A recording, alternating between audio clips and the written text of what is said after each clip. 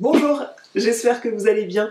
Je vous retrouve de nouveau en vidéo pour vous parler de mes favoris culture. J'ai regroupé cette catégorie de favoris dans mes favoris culture. C'est une catégorie de vidéos que j'avais appelée pendant un temps je lis, j'écoute, je regarde, puisque je vais réunir en fait les médias, les supports qui m'ont émerveillé, qui m'ont cultivé, qui m'ont apporté un enrichissement là-dedans.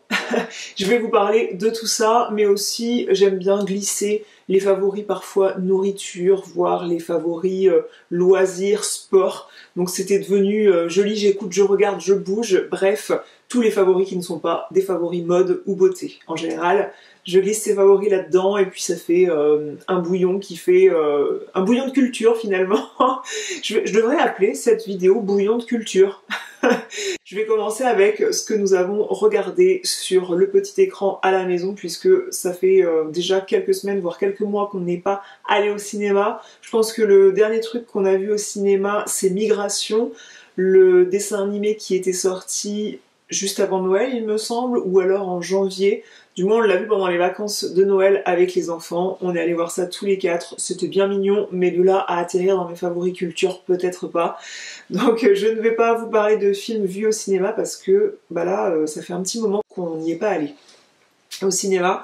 Donc, je vais vous parler des films vus sur la télé, sur différents supports comme Netflix, Prime Video, parce qu'on a vu des bons trucs, comme Le Cercle des Neiges. C'est le film qui m'a le plus bousculé dernièrement, parce que une fois qu'on avait vu celui-ci, on s'est dit bah là ça va être difficile de choisir un film et de faire mieux, de voir quelque chose qui va autant nous happer, autant nous bousculer, autant nous foutre une claque dans la figure que ça, sachant que en plus ça se base sur des faits réels. Ceux qui me suivent assidûment sur Instagram ne vont pas être surpris de ces favoris culture et vont trouver qu'il y a des redites, mais voilà, je vous parle régulièrement.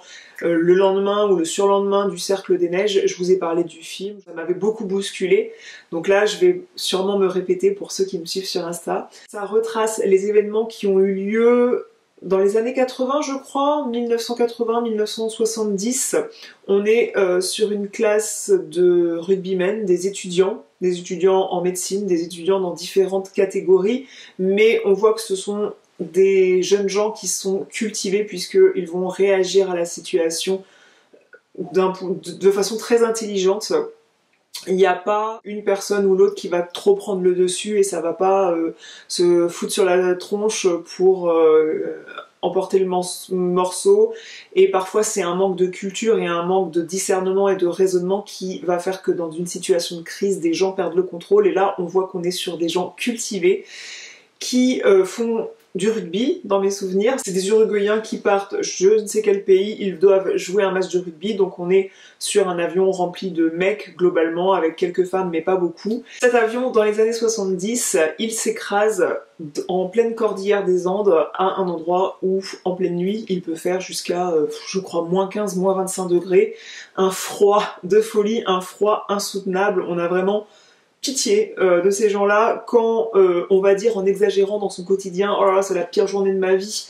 Quand on voit ce film, on se dit je pense que ces gars-là ils ont vécu les pires semaines de leur vie, puisqu'il y a une vingtaine de jeunes qui va pas mourir en s'écrasant dans la neige. Il y a une partie de l'avion qui est coupée en deux, il y a une partie qui meurt directement, où les corps vont être à disposition justement, et l'autre partie va tenter de survivre, sachant que les recherches qui ont lieu au départ, peu de temps après la disparition de l'avion, on va rechercher les victimes, mais on ne les trouve pas. Il y a un moment où ils entendent à la radio que l'État arrête les recherches, et il se trouve que pour survivre, ils vont manger les corps, ils vont manger le corps de leurs amis, de leurs connaissances qui sont morts écrasés, ou qui sont morts de d'autres façons des suites de l'accident, puisque il y en a qui sont vivants au moment de l'écrasement mais qui ressortent pas en bonne santé, et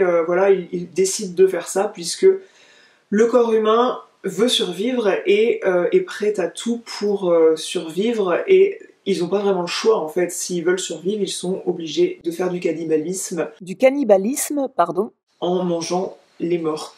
Et c'est pas franchement axé là-dessus, parce qu'il n'y a pas du voyeurisme, c'est très très bien fait, le film est vraiment très bien fait et apparemment les réalisateurs du film ont dépensé un budget de folie pour intégrer les réelles victimes, les vraies victimes de cet accident. Les vraies victimes de ce crash aérien ont été impliquées dans la réalisation du film, ce qui fait que ça fait un film de très bonne qualité qui est très réaliste et franchement on se prend une grosse claque en regardant ce film. Donc je vous invite à le regarder, il est disponible sur Netflix et franchement c'est une pépite, c'est hyper bien fait.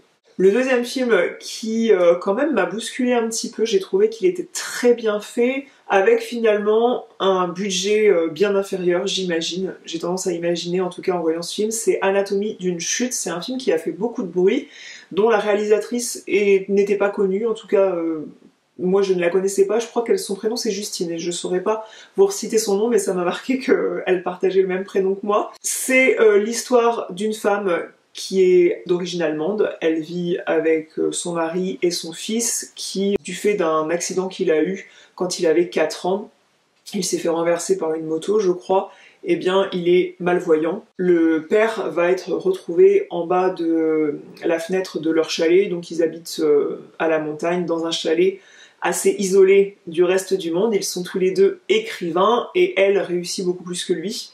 Et il se trouve qu'il est en train de faire des travaux à l'étage quand quelques heures après, c'est le gamin le fils qui retrouve le corps de son père au pied du chalet et bien sûr il est mort de sa chute. Comme la femme était seule dans le chalet avec lui, elle va être soupçonnée de l'avoir poussé en fait du haut du chalet. Comme la femme, la mère de l'enfant, la femme d'origine allemande, c'est très marquant qu'elle est d'origine allemande puisque elle parle anglais en fait quasiment dans tout le film. On croit qu'on s'est trompé quand on regarde le film. Ah tiens, j'ai mis la version originale, mince, mais non, en fait c'est juste que ils ont gardé elle parle anglais et ils ont gardé cette langue pour elle tout le long du film quasiment. Et on va voir son procès puisqu'elle va être accusée, elle va être soupçonnée d'avoir poussé son mari pour le tuer.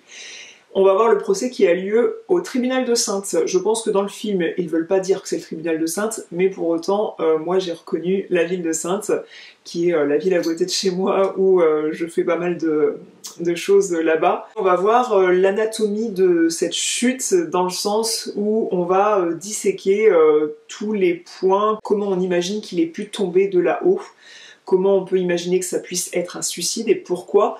Et tout au long de ce procès au tribunal auquel l'enfant assiste, on va disséquer aussi la chute d'un couple avant de disséquer la chute de cet homme. Je trouve que c'est ça qui est très marquant dans ce film. Alors que l'enfant est présent, il va voir comment ses parents étaient entre eux, l'un a trompé l'autre et tout, donc c'est vraiment très marquant et c'est très bien fait du fait que le casting, ce ne sont pas des personnes connues.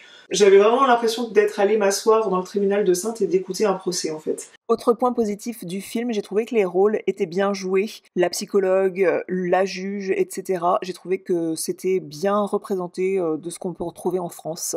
Beaucoup de personnes disent que le dénouement peut être perçu de deux façons différentes. Moi j'ai perçu ce qu'on voulait nous faire percevoir en priorité. C'est pas un film qui est très dynamique, mais c'est un film qui reste très prenant et qui est tourné, le point de vue de la caméra et tout, de façon très originale par rapport à ce qu'on peut voir d'habitude. Le troisième film dont je voulais vous parler, c'est un film qu'on a regardé sur Disney+, qui m'a beaucoup marqué parce que j'ai pleuré la moitié de la deuxième moitié du film, j'ai pleuré tout du long. C'est un film qui se base du point de vue d'un Golden Retriever, c'est Dans les yeux d'Enzo. Un film avec des beaux acteurs, un joli casting, un film où on a mis une voix off au chien et on décrit tous les pensées du chien. Et parfois quand je regarde mon chien, je me dis bah s'il pouvait parler, j'imagine tout ce qu'il pourrait se dire. Et ce film, il est fait avec la voix française qui est utilisée pour Enzo le chien est une voix que j'adore, c'est une voix française qui est utilisé dans plus d'un film et que j'aime beaucoup. De l'adoption du chien à son décès, on va voir un petit peu toute la vie du chien et tout ce qu'il peut penser, tout ce qui peut lui passer dans la tête et à quel point il est fidèle à ses maîtres. Et il faut savoir que j'ai un Golden Retriever, Ozzy, qui a 9 ans. Et malheureusement, j'ai presque envie de pleurer quand je vais le dire, mais à 9 ans, un Golden Retriever est plus proche de la fin que du début de sa vie. C'est un chien auquel je suis hyper attachée, bien sûr, je l'adore, c'est mon chien. Et aussi, il faut savoir que la race Golden Retriever, c'est une race qui me fascine, j'adore ces chiens. je les trouve magnifiques. Si mon amoureux m'avait écouté, on en aurait deux. Dans les yeux d'Enzo, c'est un film qui m'a vraiment émue aux larmes parce que parfois dans les films, quand un animal meurt ou souffre, je vais pleurer, je vais être quasiment plus touchée que lorsqu'un être humain souffre et meurt. Vous voyez, les voix off qu'on donnait aux chiens pour décrire les pensées du chien, j'ai trouvé que c'était ultra bien fait et c'est un film qui était vraiment magnifique à regarder. Mais je vais revenir sur le cinéma puisque quand même, depuis la dernière vidéo Favori Culture, nous sommes allés 2 fois au cinéma en très peu de temps. C'était avant les vacances de Noël. Je vous avais parlé de ces films dans mon dernier vlog de l'année 2023, je crois, puisque nous nous étions rendus au cinéma voir Les Trois Mousquetaires, le 2e volet en film, et nous avons été voir La Tresse, inspirée du célèbre roman de Laetitia Colombani. La Tresse, donc c'est pas du tout le film feel good, mais je l'ai trouvé hyper bien réalisé. Musique, photographie du film, casting choisi, c'était vraiment excellent de ce point de vue-là, et ça collait énormément bien au roman. Si vous n'avez pas vu le roman mais que vous tenez à le lire, que vous l'avez déjà dans votre bibliothèque chez vous, lisez-le avant de voir le film, sinon si vous avez vu le film avant, ça sert quasiment à rien de lire le livre parce que le film est vraiment très bien fait. L'histoire de La Tresse, on parle du destin de 3 femmes aux 3 coins de la Terre différents, l'une en Italie, l'autre Canada ou aux États-Unis, je ne sais plus, et 3e en Inde. Et le regret du film, je dirais, pour que ça colle le plus possible à la réalité, c'est que ça n'était pas en version originale. Donc j'aurais aimé que la personne en Inde parle la langue de là-bas, etc. Côté lecture, j'avais très envie de vous parler de cette bande dessinée. C'est presque un roman graphique, hein, je pense qu'on peut appeler ça comme ça. C'est Le Cœur des femmes, je vous ai déjà parlé dans une de ces vidéos favoris, lecture, favoris culture, je vous ai déjà parlé du roman Le Cœur des femmes que j'avais lu, et dans la bibliothèque proche de chez moi, où je me rends avec mes enfants, je suis tombée sur la bande dessinée que je connaissais pas, en fait je savais pas qu'ils avaient sorti ce livre en bande dessinée, et j'ai trouvé que c'était ultra bien fait et que ça m'avait permis de redécouvrir cette œuvre d'une toute autre façon, et le fait d'imager certaines choses côté gynécologie, ça change quand même la donne de voir les images sous les yeux plutôt que de les imaginer. Ce roman graphique, c'est le même topo que le livre. On est sur l'histoire de Jean, qui est une jeune interne, major de promo, très intelligente, qui est interne en chirurgie gynécologique, donc chirurgie des femmes, et elle doit faire absolument un stage en gynécologie, donc non pas chirurgicale, mais gynécologie, tout ce qui est contraception, tout ça, et elle va faire son stage aux côtés du docteur Karma, qui va l'énerver parce que il est énormément dans l'écoute et non pas dans la technique, alors qu'elle veut prendre de la distance avec tout ça, elle est quand même très froide sur le sujet, et il se trouve que peu à peu, au fil du roman, elle va changer, il va beaucoup l'éduquer sur le pourquoi écouter les femmes qui viennent rapporter leur malheur au sujet de leur vie sexuelle, au sujet de leur avortement, leur vie gynécologique, pourquoi les écouter, et il va beaucoup l'éduquer aussi sur comment éviter de faire souffrir les femmes dans les examens qu'on peut leur procurer tout au long de leur vie et de leur santé au sujet de la gynécologie, et aussi comment préserver leur intimité, puisque je pense que si, comme moi, vous avez eu 2 enfants, ma pudeur, elle est restée, j'ai l'impression, dans l'hôpital, quoi. On parle de tout ça dans ce livre-là, et je pense que tous les gynécos devraient lire ce truc-là. On parle aussi beaucoup, ce docteur Karma, il éduque beaucoup de Jean sur le consentement quand on veut soigner une femme, c'est-à-dire que quand vous vous rendez à un rendez-vous gynécologique, le médecin est censé vous prévenir quand il va mettre un doigt voilà, dans la zone qu'il veut examiner, quand il va faire telle et telle chose, il l'éduque sur le fait qu'il faut prévenir la personne, etc. Si on va voir la vie privée aussi de Jean et en quoi elle est liée finalement médicalement avec ce docteur Karma. Et je vous invite vraiment à lire cette histoire si vous êtes une femme, et franchement c'est hyper intéressant. Ou si vous êtes gynéco. Je suis en train de lire et je n'ai pas terminé, mais je suis déjà captivée par ce roman de Ken Follett qui est Le troisième jumeau. Comme je vous ai dit dans mon dernier vlog, je vous en ai parlé de ce livre, je vous ai dit que j'allais le commencer et je l'ai déjà bien avancé et je suis déjà hyper conquise. Déjà, j'aime beaucoup la dimension policière dans l'écriture de Ken Follett. Il a toute une collection de livres plutôt historique et j'en ai toute une collection puisque mon amoureux est fan, mais moi je préfère, enfin c'est pas tellement mon style. Je pense que j'y viendrai un jour, donc on les garde ces romans précieusement et je pense que je les lirai, mais j'aime bien les romans policiers, les romans qui sont plus enquête de Ken Follett. Et là on est sur une inquiétante plongée au cœur des manœuvres du génie génétique. Et c'est vraiment captivant comme histoire, c'est bref, c'est concis. D'un autre point de vue, je suis un peu partagée pour ce roman puisqu'il a été écrit dans les années 90 et il y a des choses qui ont évolué depuis concernant la science, concernant les enquêtes, concernant l'environnement qui est décrit dans ce roman. Et il a un petit peu vieilli, si vous voulez, ce roman, mais je dois avouer que c'était très page-turner en fait, très thriller finalement. J'ai tourné page après page pour bien avancer le livre. Je vais faire une pause, je vais faire un flashback et je vais vous parler des livres qui m'ont beaucoup plu dernièrement dans la sélection à la bibliothèque faite pour mes enfants.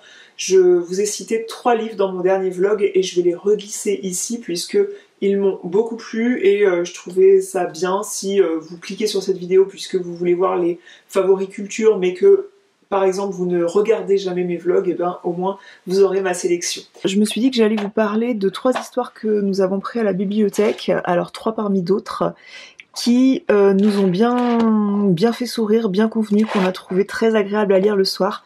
Alors faut savoir que mon fils sait lire et lit énormément mais il aime toujours écouter les histoires que je raconte à sa sœur, puisque je ne loupe pas, comme j'ai fait pour lui, je ne loupe pas de lire une histoire chaque soir à ma fille. C'est vraiment un moment de partage qu'on aime, qu'on adore à la maison. Swing Renard, les enfants ont adoré et moi-même j'ai adoré le lire. Si vous êtes amateur de musique, Swing Renard aux éditions Album Circonflexe est une histoire d'un renard, des animaux, différents animaux de la forêt qui interagissent entre eux et Renard est amoureux d'Ella. Et il sait pas comment lui déclarer sa flamme donc il a envie de lui composer une chanson. Et il demande à chaque animal de la forêt de l'aider à apprendre un instrument de musique. C'est jamais très concluant, sauf que ce qui est très agréable à lire, c'est que c'est écrit de façon très poétique, c'est très bien écrit. Sous le saule immense, la belle et la danse. Le temps n'est pas pressé. Renard, les mains derrière la tête, plisse les yeux pour mieux savourer la poussière blonde du soleil à travers le feuillage. Oh, si seulement je savais jouer de la trompette comme Blaireau, j'inventerais un petit air pour toi, Ella. Alors songeant à la trompette de Blaireau, Renard saute sur ses pattes. Vas-y Renard, souffle, souffle comme si tu voulais faire s'envoler toutes les feuilles de la forêt. Blaireau fait de grands gestes, Renard gonfle les joues et souffle, mais rien, aucun son ne sort de la trompette. Sa tête est rouge, ses yeux sont énormes. Blaireau prend peur. Hé là, mon ami, respire. Alors Renard, après avoir inspiré tout l'air de la forêt, songe au saxophone des frères Hérisson et tourne les talons. J'ai trouvé ça très bien écrit tout du long, donc c'est un livre que je recommande aux amateurs d'histoire avec une certaine longueur, puisqu'il y a une certaine épaisseur de pages avec pas mal de lectures, et aux amateurs de musique. Un précieux trésor, c'est une belle histoire d'amitié et d'amour entre les animaux de la forêt. Ce matin-là, une poupée de chiffon gisait sur un parterre de mousse. Qu'est-ce que c'est ? Se demandaient les animaux de la forêt. Et ils vont atterrir chez les humains pour découvrir tout l'amour que porte une petite fille à cette poupée. Finalement, c'est la seule chose qu'ils connaissent. Ils ne connaissent pas le monde des humains, ils connaissent pas ce que c'est une poupée. Mais ça, l'amour, ils connaissent bien. Et mon fils a adoré le ton poétique de cette poésie, de ce livre. Il a été très sensible à cet album aux éditions Nathan. 3e livre, Le super pouvoir des histoires, aux éditions ABC Mélodie, de Didier Lévy et Lorenzo Sangio. Mon fils avait craqué pour le look du chaboté, puisqu'on aime bien le chaboté à la maison, en tout cas lui aime beaucoup. C'est un petit chat qui veut manger les souris, et pour les attirer, il leur lit des histoires, sauf que ça se passe jamais comme prévu, jusqu'à ce qu'il y ait une chute bien sympa. Les dessins sont rigolos, c'est assez espiègle comme personnage, ce chat. C'était agréable aussi réussi à lire, pas trop long, donc une longueur assez parfaite pour l'entre-deux-âge 5 et 8 ans. Voilà pour notre sélection littérature jeunesse. Je vais terminer avec les sorties que nous avons appréciées dernièrement. Je vous en ai parlé aussi dans mon dernier vlog et je vais remettre une couche ici. Dernièrement, nous avons fait un week-end sur la ville de Bordeaux, en Gironde. Donc nous avons été visiter la Cité du Vin, qui est un bâtiment un peu, je me demande ce qu'ils ont voulu représenter avec cette forme, on dirait presque un culot de bouteille de vin peut-être, du moins c'est ce que mon fils a imaginé. Moi je vois pas trop, je sais pas, c'est très design pour ce qu'il y a à l'intérieur, c'est-à-dire la Cité du Vin, l'histoire du vin retracée au travers différents écrans, différents décors. Vous écoutez tout ça via un audio guide et à la fin, ou voir à d'autres points si vous avez payé plus cher peut-être, mais c'est une visite qui est déjà très chère. On a trouvé pour 4 personnes, c'est pas donné à tout le monde, et à partir de l'âge de mon fils c'est ok, mais en dessous c'était un peu trop mature pour ma fille de 5 ans, bien qu'elle a trouvé très ludique d'utiliser comme un iPhone avec le casque sur les oreilles qui était trop grand pour sa tête pour suivre les différents points de la visite. En fait vous avez l'audio guide, vous flashez différents points et on vous raconte au fur et à mesure les points, on vous explique ce que c'est, l'histoire du vin au travers le monde, au travers les siècles. Donc l'histoire des vignes également. Nous on a trouvé ça très très bien, à la fin on a pu déguster un vin qu'on déguste au sommet de ce bâtiment design et on a une vue sur Bordeaux qui est quand même bien agréable. On avait peur qu'il pleuve et puis finalement il faisait très beau une fois qu'on était là-haut, donc c'était vraiment une visite très agréable. Après on est allé déguster, on est allé se promener à Bordeaux Village. Et on a dégusté des cannelés qui étaient délicieux. Et on a visité le lendemain, c'est pour ça qu'on était venu passer une nuit sur Bordeaux pour visiter le musée de l'illusion. Passer un moment vraiment ludique en famille. Le musée de l'illusion est récemment nouveau. C'est récemment ouvert sur Bordeaux, mais vous en avez déjà un sur Paris, Lyon, Marseille. Plus ancien. Vous avez différents... pôle, c'est une visite qui se fait en 1 heure, 1 heure et demie, où vous allez avoir l'œil, le cerveau qui va être trompé à chaque point de la visite. Vous allez pouvoir prendre de nombreuses photos, où lorsqu'on va regarder la photo, on va y croire que vous volez dans les airs, que vous êtes à l'envers, et même quand vous vivez différentes expériences, on s'y croirait presque. Et pour les amateurs de photos, c'est aussi une visite qui est intéressante puisque vous faites franchement des photos plutôt fun là-dedans en famille, des photos très rigolotes, c'est évidemment très instagrammable. Et ouais, c'était un moment vraiment de pas mal de rigolades en famille, donc à faire en famille ou entre amis avec des enfants en bas âge, puisque ma fille, 5 ans, elle a marché dans pas mal de trucs. Franchement c'était très très fun à faire, donc si vous êtes proche ou dans ces 4 villes que je viens de citer, franchement bah, vous privez pas parce que c'était très bien et moins cher que la Cité du Vin quand même. J'en ai terminé pour mes favoris culture, j'espère que cette vidéo vous aura intéressé, qu'elle vous aura plu, que ça vous aura donné envie de découvrir certains ouvrages, certains lieux culturels dont je vous ai parlé. S'il y a des livres ou des films dont vous avez envie de nous parler, laissez-moi un mot dans les commentaires. Je serais ravie de vous lire et que vous me fassiez découvrir de nouvelles lectures, pourquoi pas. Quel livre vous a marqué dernièrement, quelle visite culturelle vous a marqué dernièrement. Bref, dites-moi tout ça dans les commentaires et moi je serai ravie de vous lire. Je vous dis à bientôt.